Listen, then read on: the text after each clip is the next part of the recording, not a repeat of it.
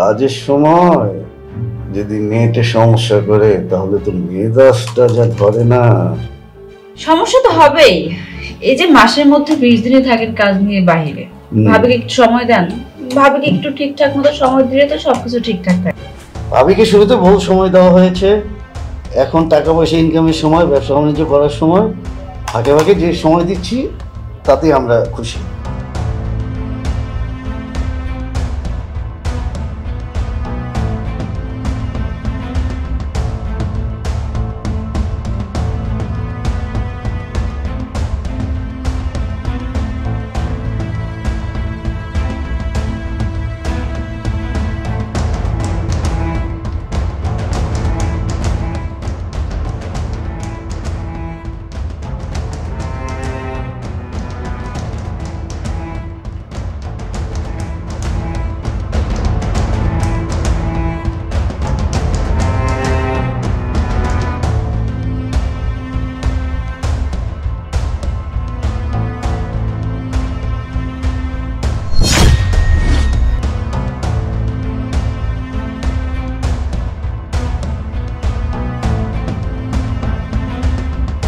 কিরে, এই আংটি তো মনে হচ্ছে আমার বড় ভাইয়ার, আর এগুলো তো ইভা আর আমার বউয়ের।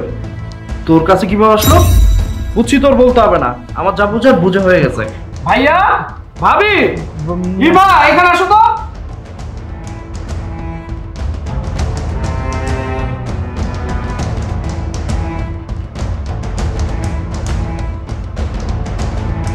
কিরে, কি হয়েছে? এভাবে ডাকছিস কেন? দেখো তো ভাইয়া, এই আংটিটা তোমার কিনা? আরে তাই তো, এটা তো আমার এই আংটি, কিছুক্ষণ আগেও তো আমার হাতে ছিল, তুই পেলি কিভাবে? বলছি আমার কাছে কিভাবে আসলো। আচ্ছা ইভা, দেখো তো এগুলো তোমার কিনা?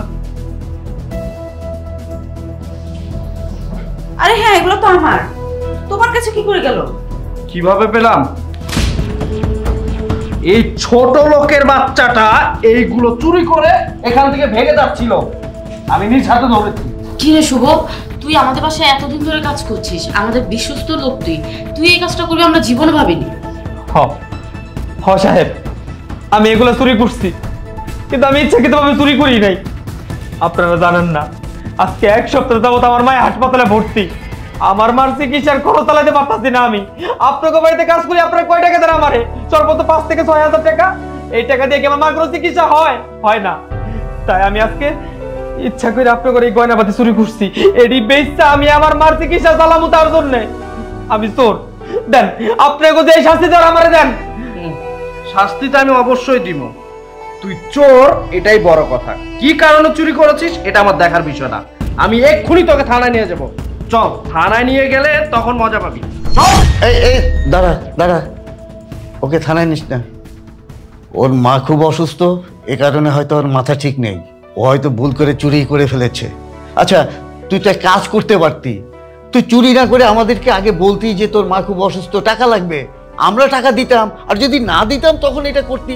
না না, তুই এটা একদম ঠিক করিসনি। ভাইয়া, তুমি চিন্তা করেছো একটা পুলিশ অফিসারের বাসায় ও চুরি করেছে? ওর কত বড় স্পর্ধা! আজকে যদি ওকে ছেড়ে দেই তাহলে তো আরেকদিন চুরি করবে, তখন কি করবা?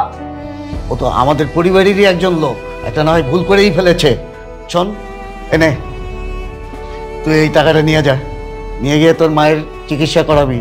তোর মা যতদিন সুস্থ না হয় ততদিন এই বাসায় আর আসতে হবে না। তোর মা সুস্থ হলে তারপরে আবার কাজে ফিরবি, ঠিক আছে? আর শোন, এই টাকাটা তোকে পরিশোধ করতে হবে না, এটা আমাদের পক্ষ থেকে তোকে দিলাম, ঠিক আছে? আপনাকে অসংখ্য ধন্যবাদ, অসংখ্য ধন্যবাদ।